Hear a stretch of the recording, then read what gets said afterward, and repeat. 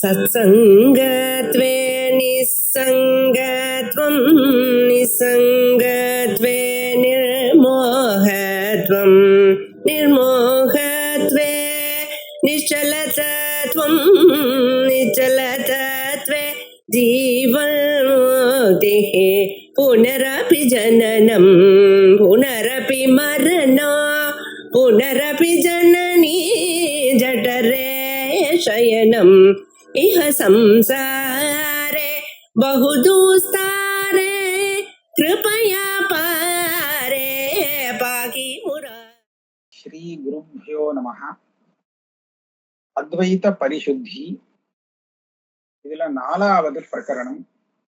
அத ஞான அவிதேயதா வாதஹா. இந்த வாதத்தினுடைய ஸ்வரூபம் என்னங்கிறத நான் முதல்ல சொல்லிவிடுறேன். வேதாந்த வாக்கியங்கள்ல ஆத்மாவா அரே திரஷ்டவ்யா ஸ்ரோதவ்யா மந்தவ்யா நிதித்தியாசித்தவ்யா அப்படின்லாம் வாக்கியம் வருது. திரஷ்டவ்யா அப்படின்னு சொன்னா இந்த கர்த்தவியம் அப்படின்னு சொல்ற மாதிரி ஒரு விதி தெரியறதுங்கிறான். ஸ்ரோதவ்யம்னா சிரவணம் செய்ய வேண்டும், மனனம் செய்ய வேண்டும், அதே மாதிரி தரிசனம் செய்ய வேண்டும். அப்படியானால் அங்க தரிசனம் விதிக்கப்படுகிறது அப்படின்னு சொல்லுவார். தரிசனங்கிறது ஒரு ஞானம் தானே. ஞானம்னா என்ன அப்படின்னு கேட்டா, நமக்கு பிரமாணங்களை உபயோகப்படுத்தி எந்த விஷயம் அறியப்படுறதோ அந்த அறிவு தான் ஞானம். பிரத்யக்ஷமாக நம்ம சில விஷயங்களை பார்க்கிறோம், பிரத்யக்ஷ பிரமாணத்தினால தெரிகிறது, அது ஞானம். ஒரு அனுமானம் பண்ணி சில விஷயங்களை தெரிஞ்சுக்கிறோம், அது ஞானம். புஸ்தகங்கள் படிச்சு சில விஷயங்கள் தெரிஞ்சுக்கிறோம், அது ஞானம். இந்த ஞானம் இருக்கே, இந்த ஞானத்தை விதிக்க முடியாதுன்னு அத்வைத சித்தாந்தம். விதிங்கிறது எங்க வரலாம் அப்படின்னு கேட்டா, எந்த விஷயத்தை கேட்டுண்டதுக்கு அப்புறம் அவன் இஷ்டம் இருந்தால் செய்யலாம், செய்யாமலும் போகலாம், வேற மாதிரியா செய்யலாம், இப்படி எல்லாம் சுதந்திரமாக செய்ய முடியுமோ அந்த மாதிரி விஷயங்களைத்தான் விதிக்கு விஷயமாக எடுத்துக்கணும். அப்படிதான் சாஸ்திரம். ஆக்கியாதானாம் அர்த்தம் புருவதாம் சக்தி சககாரிணி அப்படின்னு ஒரு நியாயம் சொல்லுவா மீமாம்சகர். எதை செய்ய முடியுமோ அதைத்தான் விதிக்கும் வாக்கியம், விதி வாக்கியம். செய்ய முடியாத காரியத்தை விதிக்க முடியாது. இப்ப பாருங்களேன், இந்த சந்திரன் பௌர்ணமாசி அன்னைக்கு தெரியறதோ இல்லையோ, பௌர்ணமி இன்னைக்கு இந்த சந்திரனை பூமிக்கு கொண்டு வர வேண்டும் அப்படின்னு ஒரு விதி இருந்தா பண்ண முடியுமா? அது கிருதி சாத்தியம் இல்லை. இவனால செய்ய முடியாது, யாருனாலையும் செய்ய முடியாது. அதனால சந்திரனை பூமிக்கு கொண்டு வர வேண்டும்னு ஒரு விதி இருக்க முடியாது. அப்ப விதியானது எதை செய்ய முடியுமோ அதைத்தான் விதிக்கும், செய்ய முடியாததை விதிக்காது. செய்ய முடியும்னு சொல்ற இடத்துலயும் சொன்னதுக்கு அப்புறமும் கேட்காதவன் பல பேர் இருக்கான் இல்லையா? இதை செய், சந்தியாவனம் செய் அப்படின்னு சொன்ன பிறகு கூட எத்தனை பேர் சந்தியாவனம் செய்யாம இருக்கான்? அப்படின்னா இந்த விதிவாக்கியம் மூலமா அவனுக்கு தெரியாதுன்னு இல்லை, தான் என்ன செய்யணுங்கிறது புரியுறது. புரிஞ்சதுக்கு அப்புறமும் இஷ்டம் இருக்கு சில பேருக்கு, இஷ்டம் இல்லை சில பேருக்கு. இஷ்டப்படுறவா செய்யறா, இஷ்டப்படுறாதவா செய்ய மாட்டேங்கிறா, அப்படித்தானே சொல்லணும். அப்ப இஷ்டப்பட்டு செய்யக்கூடியது இருக்கே, அதாவது முதல்ல விஷயம் தெரிஞ்சுண்டு செய்யணுங்கிறது தெரியும், தெரிஞ்சதுக்கு அப்புறம் செய்யணுங்கிறது இச்சை வரணும், ஆசை வரணும், அப்புறம் செய்யணும். இப்படிதான் இது கிரமம்தான். சில பேருக்கு தெரியவே தெரியாது, சில பேருக்கு தெரியும் ஆனா செய்யணுங்கிற இச்சை வராது, அதனால பிரவர்த்திக்க மாட்டா. சில பேருக்கு இச்சை வரும் ஆனா செய்யறதுக்கு ஏதாவது இடைஞ்சல் வரும், அதனால பண்ண முடியாது போயிடும். செய்யணுங்கிற ஆசை இருக்கும். ஆக இந்த மாதிரி எல்லாம் நம்ம விதிஸ்தலத்துல நாம பார்க்கிறோம். அப்ப இதுல இருந்து விதிக்கக்கூடிய விஷயம் நிச்சயமாக செய்தே தீர வேண்டும் அப்படின்னு சொன்னாலும் கூட அது நடக்கும்னு சொல்றதுக்கு இல்லை. ஆனா யாரு செய்யறானோ அவன் இந்த விஷயத்தை தெரிந்து கொண்டு அதை செய்யணுங்கிற ஆசையை கொண்டு செய்யறான். அதாவது அவனுடைய ஆசைக்கு அவனுடைய இச்சைக்கு அனுசரித்துதான் அந்த காரியங்கிறது அவனால செய்யப்படுகிறதுங்கிறத பாக்குறோம். இதை நாம என்ன பண்ணுவோம், என்ன சொல்லுவோம் அப்படின்னு கேட்டா, புருஷனுடைய சுவாதந்திரியத்துக்கு உட்பட்டது விதியுடைய விஷயம். புருஷன் நினைச்சா செய்யலாம், இல்லைன்னு சொன்னா செய்யாமலும் இருக்கலாம். இது விதிஸ்தலத்துல விதிக்க கூடிய கிரியை, கர்மான்னு சொல்றோமே, அந்த கர்மாவை பத்தின விஷயம். தியானம் அப்படி இல்லை. தியானம் விதிக்க முடியாத விஷயம். ஏன்னா இவன் இஷ்டப்பட்டா வரும், இஷ்டப்படாட்டா வராதுங்கிறது இல்லை. எப்படின்னு கேட்டா, இப்ப இங்கேருந்து தெருவுல அங்க போறான், தெருவுல போறச்ச இந்த ஒரே நாத்தமா அடிக்கிறது. இவனுக்கு அந்த நாத்தத்தை அது தெரிஞ்சுக்காம இருந்தா தேவையில்லைன்னு, அந்த ஞானம் வராம இருந்தா தேவையில்லைன்னு ஆசை இருக்கு. ஆனா அதுக்காக வராம இருக்குமோ? தடுக்க முடியாது. ஒருத்தனுக்கு கண் வேலை செய்யல, கண் வேலை செய்யலன்னு சொன்னா அவன் கண்ணால பார்க்க வேண்டியதை பார்க்க முடியாது. அவனை போய் நீ கண்ணால பாரு பாரு பாருன்னு சொன்னா பார்க்க முடியுமோ? முடியாது. ஆக ஞானம்ங்கிறது இச்சையால வரக்கூடியது இல்லை. இஷ்டப்பட்டு ஞானத்துடைய சாதனத்துல வேணும்னா பிரவர்த்திக்கலாம். ஞானம் சம்பாதிக்கிறதுக்கு என்ன உபாயம் அப்படிங்கிறத தேடி ஞானம் வேணும்னு ஆசைப்படுகிறவன் அந்த உபாயத்துல பிரவர்த்திக்க முடியும். அதுல விதி நமக்கு உதவும். ஞானம் வேணுமா, இந்த மாதிரி சிரவணம் பண்ணு, மனனம் பண்ணு அப்படின்னு அதை விதிக்க முடியும். ஞானத்துக்கு உபாயத்தை விதிக்கலாம். ஏன்னா உபாயத்தை விதிச்சதுக்கு அப்புறம் அவன் இஷ்டப்பட்டா உபாயத்துல போவான், சரி அப்புறம் தள்ளி போடுவான் அப்படின்னா பண்ண விட்டுடுவான். இந்த மாதிரி அவனுக்கு சுவாதந்திரம் இருக்கு, அதுதான் விதேயமே தவிர நேரடியாக தியானங்கிறது விதிக்கு விஷயம் ஆகாது அப்படிங்கிறது அத்வைத சித்தாந்தம். இப்போ இந்த இடத்துல ஞானத்தை விதேயம் அப்படின்னு சொல்லக்கூடியவாளுக்கும் அது விதேயம் இல்லை அப்படின்னு சொல்லக்கூடியவாளுக்கும் ஒரு பெரிய சாஸ்திரார்த்தம் வருது. அங்கே ஞானம் விதேயம் இல்லை அப்படிங்கிற இந்த அத்வைத சித்தாந்தத்தை இந்த பிரகரணத்துல விளக்கிறார். இதுதான் ஞான அவிதேயதா வாதா அப்படின்னு பேர். ஸ்ரவணம் மனனஞ்சைவ ஆவృత్யா தியானஞ்ச குர்வதாம் பிரம்மபோதா மகாவாக்கியைஹி அவிதேயம் பலம் பவே. இங்க வேதாந்தத்துல இப்ப நான் ஆரம்பத்திலே சொன்னேன், ஸ்ரோதவ்யா மந்தவ்யா நிதித்தியாசித்தவ்யான்னு 3 காரியம் விதிக்கப்பட்டிருக்கு.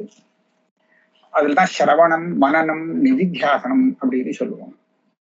இவன் சிரவணம் மனனம் நிதித்தியாசனம் இதெல்லாம் பல முறைகள் செய்தானே, ஆனால் அப்படி செய்கிறவனுக்கு அந்த மகா வாக்கியங்கள் இருக்கே, தத்துவமசி அகம் பிரம்மாஸ்மி இத்தியாதி மகா வாக்கியங்கள், அந்த மகா வாக்கியங்கள் மூலமாக பிரம்மபோதம் ஏற்படும் அப்படிங்கிறது எல்லாரும் ஒத்துண்ட விஷயம். சிரவணம் மனனங்கள்லாம் பண்ணி வேதாந்த சிரவணம் மனனம் நிதித்தியாசனம் பண்ணினா அப்ப அங்க சொன்ன விஷயம் இவனுக்கு வரும், தெரியும், புரியும்.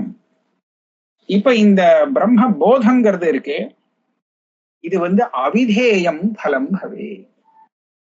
இந்த பலம் வரணும் அப்படின்னு விதி இல்லை, விதியால வருதுங்கிறது இல்லை. இது விதேயமாகாத ஞானம் பலமாக ஏற்படும். கண்ணை திறந்து பாரு, ஆனா அங்க கட்டம் இருக்கிறது உனக்கு தெரியக்கூடாது அப்படின்னு சொன்னா அது முடியுமோ? படத்தை எடுத்தாப்புல வச்சுட்டு இவன் கண்ணை திறந்தா தெரியத்தான் தெரியும். இவன் வேண்டான்னு நினைச்சதுக்காக அது வராம இருக்காது. அதாவது பிரமாணமும் இந்திரியமும் விஷயமும் சம்பந்தப்பட்டால் அப்ப அந்த ஞானம் வந்தே தீரும். பிரமாணமும் விஷயமும் சம்பந்தப்படாம இருந்தால் எத்தனை ஆசைப்பட்டாலும் வராது. நான் கண்ணை மூடிட்டே இருப்பேன், ஆனா எனக்கு வெளியில இருக்கிற கட்டம் எனக்கு தெரியணும் அப்படின்னு ரொம்ப ஆசையா இருக்கான், வேதாந்த சிரவணம் பண்ணிட்டே இருக்கான், வருமானா வராது. அப்ப என்ன ஆச்சு? இந்த ஞானங்கிறது செய்யக்கூடிய ஒரு காரியம் இல்லை. செய்யக்கூடிய காரியங்கள்ல தான் இதை செய் அப்படின்னு சொல்லி விதி ஏற்பட முடியும். அதனால இது தெரிந்து கொள் அப்படின்னு சொல்ற இடத்துல கூட அந்த தெரிந்துக்கிறது சாட்சாத் விதேயம் இல்லை. அதை தெரிந்து கொள்வதற்கு என்ன உபாயம் செய்ய வேண்டுமோ அந்த உபாயத்தை செய் அப்படின்னு அர்த்தம் எடுத்துப்பான் அத்வைதிகள். இந்த விஷயத்தை பத்தி இப்ப நாம விசாரிக்கிறோம். சிரவணம், மனனம், அதே மாதிரி நிதித்தியாசனம். நிதித்தியாசனத்தை தியானம்னு சொல்றோம். இந்த மூணையும் செய்தவர்களுக்கு அந்த மகா வாக்கியம் மூலமாக பிரம்மபோதம் வரும், பிரம்ம ஜானம் வரும். இதுதான் பலம் முதல் ஸ்லோகத்துல சொல்லிட்டார். இது தெரிஞ்ச விஷயம் தானே. இது என்ன ஒரு பிரமாதமா புது விஷயம் மாதிரி இவர் சொல்றாரு. இது தெரியாத விஷயமா இருக்கா? வேதாந்தம் படிக்கிறவா, சாதாரண வேதாந்தத்தை பத்தி பரிச்சயம் உள்ளவா கூட தெரியுமே.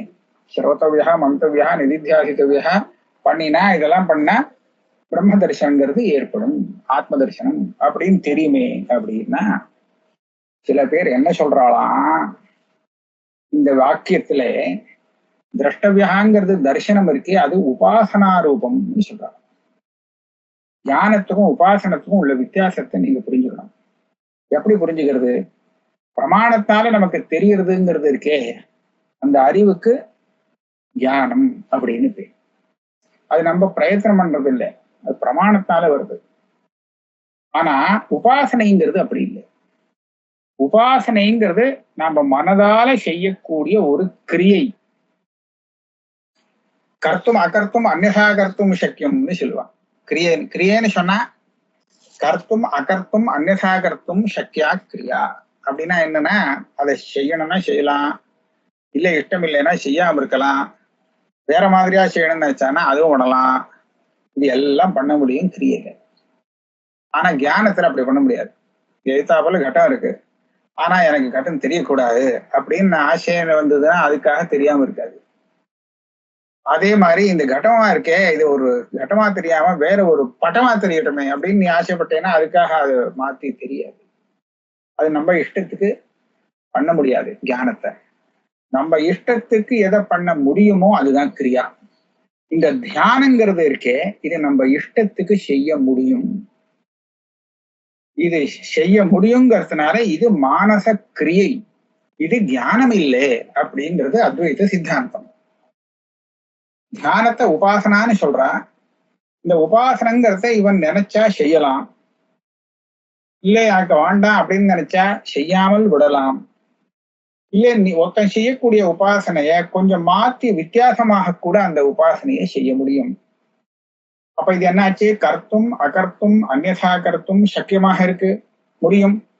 அதனால இந்த உபாசனைங்கிறது தியானம் இல்லை, இது இது மானசமான ஒரு கிரியை அப்படிங்கிறத சொல்லணும். ஆனா பல பேர் என்ன சொல்றா, மதாந்தரக்காரால் உபாசனை தான் தியானம், உபாசனை ஞானம் திரஷ்டவியாங்கிற இடத்துல தியானம்னு சொல்லப்பட்டிருக்கு. இந்த உபாசனை தான் மோட்சத்துக்கு ஹேது, மோட்சத்துக்கு சாதனம் அப்படின்னு அவ சொல்றா. அந்த உபாசனையோ ஒரு விதிக்கக்கூடிய விஷயம்தான். உபாசனைங்கிறது விதிக்கப்படுற ஒரு கிரியை. ஆனால் பிரம்ம ஜிஜ்ஞாசாங்கிற இடத்துல ஜிஜ்ஞாசா அப்படின்னு ஒரு பதம் இருக்கு.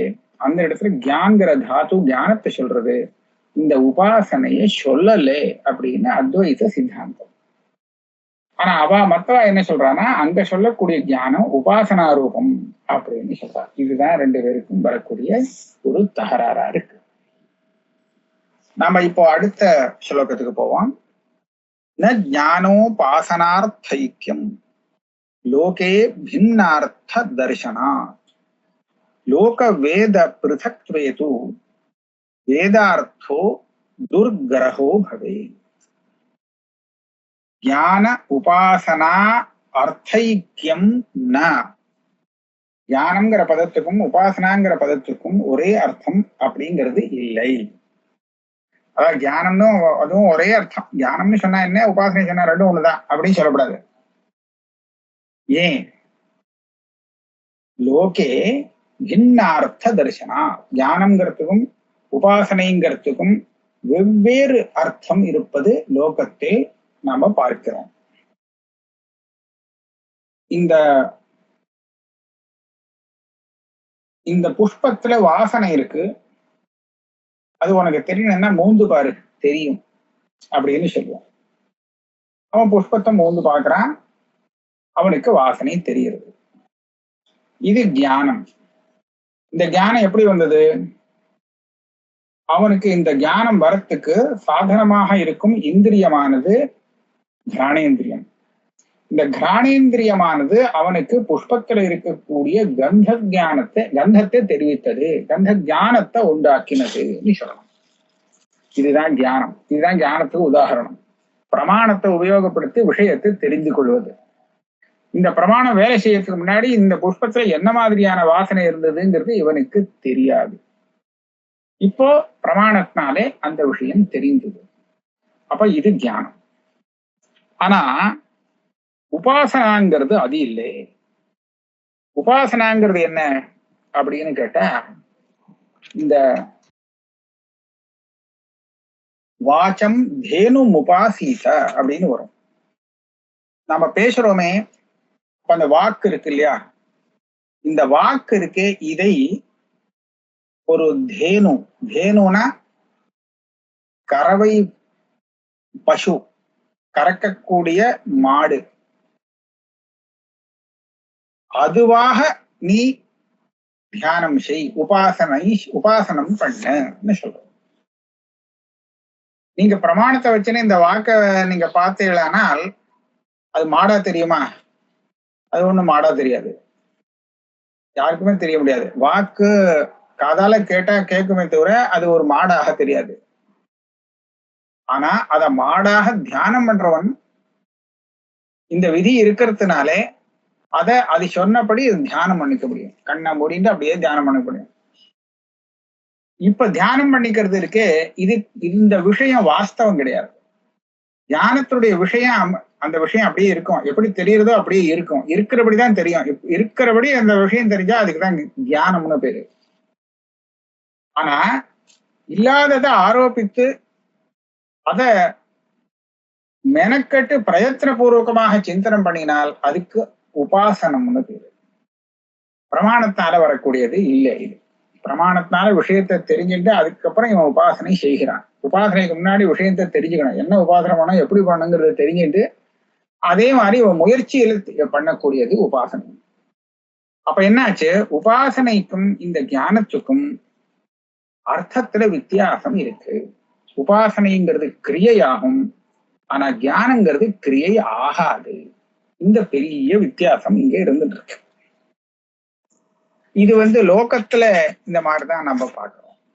ஒருத்தன் சொல்லுவான், லோகத்துல அந்த பதங்களுக்கு எந்த அர்த்தம் இருக்கோ அதே அர்த்தத்தை தான் வேதத்துல வச்சுக்கணுங்கிறது அவசியம் இல்லை. லோகத்துல பிரயோகம் பண்ணும்போது சில அர்த்தங்கள்ல சில பதங்கள் பிரசித்தமாக ஆயிடும். நிறைய விவகாரம் பண்ணி கேட்டு அதுதான் பிரசித்தம்னு ஆயிடும். அதுக்காக வேதத்திலையும் அதே தான் அர்த்தம் எடுத்துக்கணுங்கிறது ஒன்றும் நிர்பந்தம் கிடையாது. அதனால வேதத்திலையும் லோகத்திலையும் பதம் வேணும்னா ஒரே மாதிரி காதுல விழலாம். ஆனால் அர்த்தம் ஒன்றாக இருக்கணும்னு அவசியம் இல்லை. லோகத்துல ஞானம்ங்கிற பதத்தை பிரயோகம் பண்ணும்போது இப்ப நீ சொன்னபடிதான் அந்த பிரமாணத்தினாலே விஷயத்தை அறிவது, அதுதான் ஞானம். ஆனா ஆத்மாவாரே திரஷ்டவியா, தரிசிக்க வேண்டும் அப்படின்லாம் சொல்ற இடத்துல அந்த தரிசனம்ங்கிறது விதிக்கப்படக்கூடிய ஒண்ணு. அது லோக பிரசித்தமான அர்த்தத்தை காட்டிலும் வித்தியாசமானது அப்படின்னு உபாசனை அப்படின்னு சொல்றான். அப்ப என்ன ஆகும், வேதத்துல அந்த சப்தத்தை பிரயோகம் பண்றதுக்கு அர்த்தம் வேற, வேதத்துல அர்த்தம் வேறேன்னு சொல்லணும்னு பாக்குறான். இப்படி சொன்னா பெரிய ஆபத்து வருங்கிறார். லோக வேத பிருகத்வேது வேதார்த்தோ துர்கிரகோ பவே. லோகத்துல நம்ம வாக்கியத்துக்கு அர்த்தம் புரிஞ்சுக்கிறோமே, யாராவது பேசினா அர்த்தம் புரிஞ்சுக்கிறோமே, எப்படி புரிஞ்சுக்கிறோம் தெரியுமா? அவ பேசுற பேச்சுல பல பதங்கள் வாக்கியத்துல பிரயோகம் பண்ணப்பட்டிருக்கும். இந்த பதங்களுக்கெல்லாம் தனித்தனியா நாம அர்த்தத்தை புரிஞ்சுட்டு இருக்கோம். அதுக்குதான் சக்தி கிரகம்னு பேரு. அங்கே ஒரு வாக்கியமாக அமைப்பு பண்ணி அவன் பேசுறவன் பேசுவான். அப்படி பேசும்போது நமக்கு அந்த பதங்களுடைய அர்த்தம் தெரிஞ்சிருக்குங்கிற அந்த காரணத்தினாலே இந்த பதங்களை கேட்டு அந்த அர்த்தம் ஒரு வாக்கியார்த்தமாக அதை சம்பந்தப்படுத்தி நாம முழுசா ஒரு வாக்கியார்த்தத்தை அறிஞ்சுக்கிறோம். இதுதான் லோகத்துல நமக்கு பிரசித்தமான விஷயம். இப்ப வேதத்திலையும் இதே மாதிரி நமக்கு வாக்கியார்த்த போதம் வரணுமானால் வேதத்துல உள்ள பதங்களுக்கு அர்த்தம் என்னன்னு தெரியணும். லோகத்துல உள்ள பதங்களுக்கு அர்த்தம் என்னன்னு கேட்டா நாம சில சமயம் தெரிஞ்சவாழ்கிட்ட கேட்டு தெரிஞ்சுப்போம். அவ பேசுறச்சு எப்படி விவகாரம் பண்றாங்கிறத பார்த்து கண்டுபிடிப்போம். அந்த மாதிரி அர்த்தம் தெரிஞ்சுக்கிறதுக்கு, பதத்துக்கு அர்த்தம் தெரிஞ்சுக்கிறதுக்கு நிறைய வழிகள் லோகத்துல இருக்கு. லோகத்துல தெரிஞ்ச அதே சப்தம் வேதத்துல வந்தால் வேதத்திலயும் நமக்கு அதே மாதிரியான அர்த்தத்தை போதிக்கும். ஆகையால நமக்கு அங்கேயும் வாக்கியார்த்தம் புரியும். இப்ப லோகத்திலையும் வேதத்திலையும் உள்ள பதங்களையே வேறுன்னு பேறுபடுத்தி சொல்லிட்டார். பாக்குறது ஒரே மாதிரி இருக்கேங்கிறதுக்காக அதுதான் இதுன்னு நினைக்காது, இது லௌகிக்கம், இது வைதிகம், வைதிகம் வேற அப்படின்னு சொல்லிட்டா என்ன ஆகும்? லோக வேத பிருசக்வேது வேதார்த்தோ துர்கிரகோ பவே. வேதத்தினுடைய அர்த்தங்கிறது கிரகிக்க முடியாமல் போயிடும். வேதத்தினுடைய அர்த்தத்தை தெரிஞ்சுக்க முடியாது போகும். ஏன்னா அந்த பாஷையே வேறுன்னு ஆயிடும். வேதத்துல சொல்லக்கூடிய பதங்கள் அதே மாதிரி இருந்தாலும் கூட, ஆனா லோகத்துல சொன்ன அர்த்தம் அதுக்கு கிடையாது அப்படின்னு சொல்ற பட்சத்துல அந்த வேற அர்த்தம் என்னதுங்கிறது எப்படி கண்டுபிடிக்கிறது? வேதத்தை வச்சுட்டே கண்டுபிடிக்கலாம். வேதத்தை வச்சுட்டு என்னத்தை கண்டுபிடி? அதுல உள்ள எல்லா பதமும் வேற பதம் தானே. லோகத்துல இருக்கிற பதமே இல்லைன்னு சொல்லிட்டா ஒரு பதத்துக்கு கூட அர்த்தம் இல்லை. ஒரு வாக்கியத்திலே எல்லா பதத்துக்கும் ஒன்னை விட்டுட்டு எல்லா பதத்துக்கும் அர்த்தம் தெரியறதுன்னு சொன்னா அந்த ஒரு பதத்துக்கு என்ன அர்த்தமா இருக்கணுங்கிறத நம்ம அதை வச்சுட்டு ஊகிக்க முடியும். ஒரு உதாரணத்துக்கு சககார தரவு, அதான் வசந்த காலே சககார தரவு மதுரம் பிகஹா கூஜதி அப்படின்னு சொன்னான். பிகஹாங்கிற பதம் இவனுக்கு புதுசு கேட்கிறவனுக்கு. ஆனா அந்த வசந்த காலத்திலே அந்த மாமரத்துல உட்கார்ந்துண்டு இந்த பிக்கமானது அழகாக கூவுகிறது அப்படின்னு சொன்னால் இந்த பிக்கங்கிறது என்னன்னு புரியறதா புரியலையா? அது குயில்ங்கிறது கண்டுபிடிச்சிருவான். ஏன்னா மற்ற விஷயங்களா தெரிஞ்சிருக்கேன். அந்த வாக்கியத்துல இந்த ஒரு பதத்துக்கு தான் அர்த்தம் தெரியல. ஏன்னா இது பழக்கத்துல இல்லை இந்த சப்தங்கிறதுனால. மற்ற சப்தங்களுக்கெல்லாம் அர்த்தம் பழக்கமா இருக்கு. அதனால அதை பிரயோகம் பண்ணி அதோட இந்த தெரியாத ஒரு பதத்தையும் சேர்த்து போட்டால் இதுதாங்கிறத கண்டுபிடிச்சிருவான். இவனுக்கு இதுவரையில் எப்படி கேள்வி கேட்டு பழக்கம்னு கேட்டா, சககார தரவு கோகிலஹா கூஜதி, பிக சப்தத்துக்கு பதில் கோகில சப்த பிரயோகம் பண்ணி அவன் நிறைய கேட்டிருக்கான். விஷயம் தெரியும். பிகஹான அந்த ஸ்தானத்துல புது பதத்தை பிரயோகம் பண்ணும் போது மற்ற பதங்கள் எல்லாம் தெரிந்த பதமாக இருக்கும் பட்சத்துல கேட்கிறவனால ஊகிக்க முடியும் பிக சப்தத்துக்கு என்ன அர்த்தம் அப்படின்னு இங்கேயே தெரிஞ்சுக்க முடியும். ஆனா அந்த வாக்கியத்துல பிரயோகம் பண்ணிருக்கக்கூடிய ஒரு பதத்துக்குமே அர்த்தம் தெரியலேன்னு சொன்னால் அது ரொம்ப சாதாரணப்பட்ட விஷய வாக்கியமா இருந்தாலும் கூட இவனுக்கு புரியாது இல்லையா? அதனால இப்ப என்ன ஆச்சு, வேதத்திலையும் லோகத்திலையும் பதங்கள் வேறு, இது வேறுன்னு நீங்க சொல்லிட்டேன்னா பெரிய ஆபத்து என்னன்னா அங்க இருக்கக்கூடிய ஒரு சின்ன வாக்கியத்துக்கு கூட அர்த்தம் நம்மளால புரிஞ்சுக்க முடியாது. ஏன்னா அது வேற பதம், அதுக்கு என்ன அர்த்தமோ யாரு கண்டா? அதே மாதிரி இருக்கு அப்படிங்கிறத சொல்ல முடியுமா? நாக் அப்படின்னு சொல்றான். நாக்கு அப்படின்னு நம்ம தமிழ்ல சொன்னோம்னு வச்சுக்கோங்க, வேற அர்த்தம் வரும். ஆனா நாக் அப்படின்னு ஹிந்தியில சொன்னானா வேற அர்த்தம் வந்துடும். பாஷை மாறுச்சு, அர்த்தம் மாறுறது. நீங்க நாக்குன்னா நாக்குன்னு அர்த்தம் சொல்லிடக்கூடாது இல்லையா? அந்த மாதிரி வேதத்திலையும் லோகத்திலையும் அர்த்தம் பின்னமாகும் பட்சத்திலே பதம் அதே மாதிரியாக இருக்குன்னு தெரிஞ்சாலும் சாமியமா இருந்தாலும் அர்த்தத்தை நம்மளால கண்டுபிடிக்க முடியாது போயிடும். அதனாலே லோக வேத பிருசக்துவம், லோகத்திலும் வேதத்திலையும் அந்த பதங்கள் வெவ்வேறு அர்த்தத்தை கொண்டதுன்னு சொல்லக்கூடாது. அப்படி இருந்தால் வேதார்த்தோ துர்கிரகோ பவே, வேதத்துடைய அர்த்தத்தை தெரிந்து கொள்ள முடியாமல் போயிடும். ஆமா, இது எதுக்கா சொல்றேன்? எதுக்கா சொன்னீங்கன்னா லோகத்துல ஞானம்னு சொல்றதும் உபாசனைங்கிற இந்த சப்தத்துக்கும் அர்த்தத்துல வித்தியாசம் தெரியுது.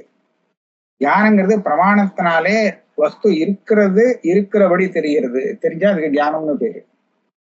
அது வேற மாதிரியா இருக்கு, இவனுக்கு வேற மாதிரியா தெரியுதுன்னு சொன்னா அதுக்கு பிரமைன்னு பேரு. லோகத்துல பிரமை கூட நம்ம இஷ்டத்துக்கு வருது இல்ல, அது தானா தோஷம் இருந்ததுன்னா வருது, அவ்வளவுதான். நம்ம ஆசைப்பட்டு இந்த பாம்புன்னு தெரியட்டுமே, இந்த கயிறு எனக்கு பாம்புன்னு தெரியணும் அப்படின்னு ஆசைப்பட்டா தெரியுமான்னா தெரியாது. அதுவா வந்தாதான் வந்தது, நம்ம இஷ்டத்துக்கு வருது இல்லை. ஆக ஞானம் பிரமாரூப ஜானம் ஆகட்டும், பிராந்தி ரூபமான ஜானம் ஆகட்டும், நம்ம இஷ்டத்தை அனுசரிச்சு வருது இல்லை. சரியான பிரமாணம் வேலை பண்ணிதுன்னா சரியா ஞானம் வருது. தோஷத்தோட சேர்ந்துட்டு வேலை பண்ணிதுன்னா தப்பான ஞானம் வருது. இதுதான் பாக்குறோம். இது நம்ம இஷ்டத்துக்கு விஷயம் இல்லை. ஆனா உபாசனைங்கிறது அப்படி இல்லை. நாம இஷ்டப்பட்டா செய்யலாம், செய்யாம இருக்க முடியும், செய்யறதுலே வித்தியாசப்படுத்தி செய்ய முடியும் பல விதமாக. அப்ப அது நம்ம இச்சையை அனுசரிச்சு வரக்கூடியதாக இருக்கு. அதனால உபாசனைக்கும் தியானத்துக்கும் பெரிய வித்தியாசம் லோக பிரசித்தமா இருக்கு. அப்ப லோகாவகத சாமர்த்தியா சப்தோ வேதேபி போதகா அப்படின்னு மீமாம்சா நியாயம். அங்க லோக வேதாதிகரணம்னே ஒரு அதிகரணம் பண்ணிருக்க. அந்த அதிகரணத்துல லோகத்திலையும் வேதத்திலையும் பதங்களுக்கு வித்தியாசம் கிடையாது, ஒரே பதம் தான். கொஞ்சம் ரூபத்துல வித்தியாசம் வரலாம், இங்க ஒரு ரூபம் அங்க ஒரு ரூபம் அது பரவாயில்ல. ஆனா பதம் அதேதான். இங்க கர்ண சப்தத்துக்கு என்ன அர்த்தமோ அதேதான் பத்ரன் கர்ணேபிகின்னு சொன்னாலும் அதே அர்த்தம் தான். கர்ணன்னா காது லோகத்துல, பத்ரன் கர்ணேபிகி சொன்னாலும் அதே காதுதான். நீங்க கர்ணேபிகின்னு ஆனா லோகத்துல சொல்லக்கூடாது, கர்ணைகின்னு சொல்லணும்.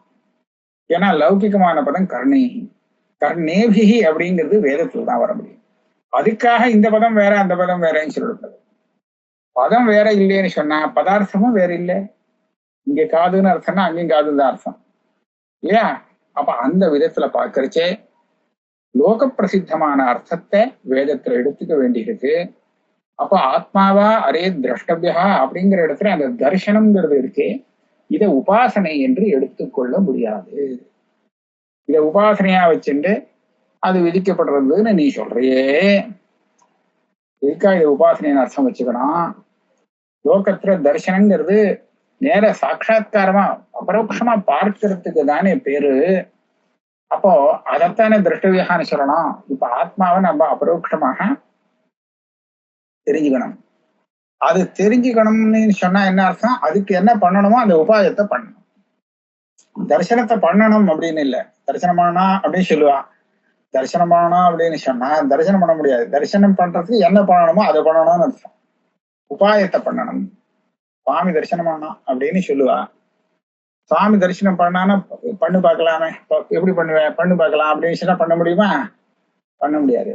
அந்த தரிசனம் ஆகணும்னு சொன்னால் அதுக்கு என்ன உபாயமோ அந்த உபாயத்தை தான் இவன் பண்ணும்படியாக இருக்கும்.